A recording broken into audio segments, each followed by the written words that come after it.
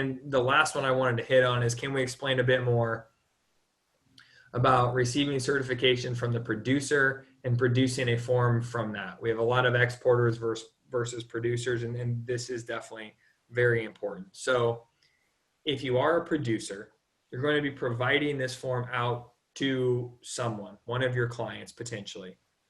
And if that's the case, and you're providing it to another party who's then going to in turn export the item, there's a couple of ways to approach that. One is, if you have the correct information, you can put that information as a producer on the form. If not, you can issue that producer certification saying, look, here's the data I know, here's the data elements. Then if you're the actual exporter and you're the one putting this form together, you're saying, look, as an exporter, I'm certifying this form. Here's my producer, and my producer provided me with their certificate, and I'm just making it now a little bit more specific just to me and just to this maybe potential transaction. So you'll see this scenario where you're buying from a producer, or maybe you buy 50 parts. But then as you sell them, you only sell 5 parts to 10 different companies.